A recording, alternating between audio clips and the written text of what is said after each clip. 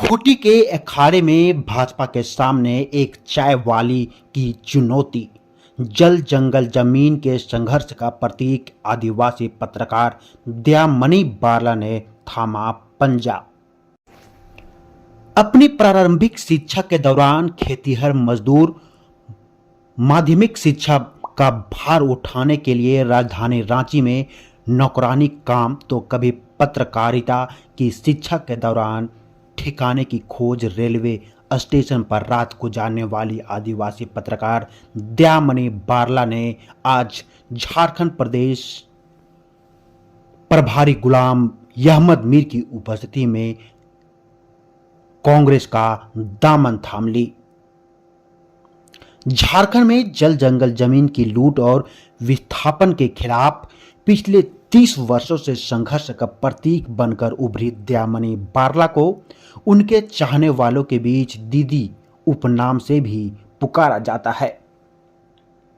बारला का जीवन संघर्ष आदिवासी मूलवासी समाज के उन तमाम युवाओं के लिए एक सबक है जो जिंदगी के झंझावतों से आगे घुटने देते हैं।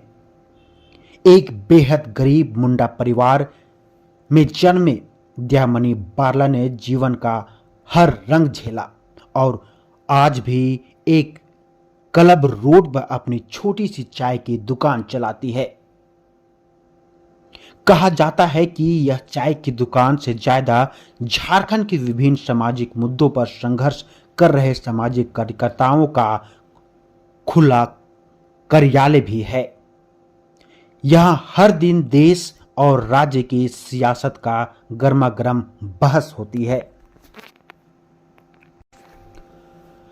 कांग्रेस में अपनी एंट्री को आगामी संघर्ष का एक और दौर शुरुआत बताते हुए दयामणि बारला ने कहा कि हम कांग्रेस का वह दौर भी देखा है जब पूरे देश में पंजा का जलवा चलता था और उस दौरान हम जल जंगल जमीन के सवाल पर सड़क पर संघर्ष कर रहे थे, लेकिन हमें कभी जेल में ठूसा नहीं गया, कभी हमारी जुबान पर ताला लगाने की कोशिश नहीं हुई।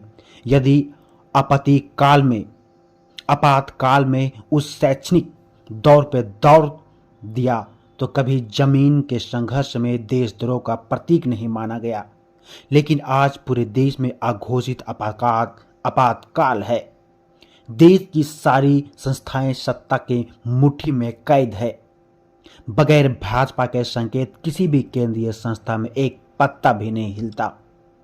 लगता है कि इस दौर के निजाम की सफलता एक मंत्र है, पूरे देश की जुबान पर ताला लगाना। भाजपा की इसी तानाशाह और असंवैधानिक संस्थानों पर हमले के प्रतिकार के रूप में हमने हालात को देखते हुए कांग्रेस के साथ देना स्वीकार किया। खूंटी के दंगल में उतरने की चर्चा है। हालांकि खबर है कि दयामणि बारला को इस बार खूंटी के लोकसभा का प्रत्याशी बनाया जा सकता है। इससे पहले दयामणि बारला ने सियासी में एंट्री की कोशिश की थी, लेकिन तब सफलता हाथ नहीं लगी। आम आदमी के बैनर तले बारला को चुनावी हार का सामना करना पड़ा था। अब देखना होगा कि इस बार क्या खूंटी के अखाड़े में झारखंड की इस आयरन लेडी का क्या हश्र होगा।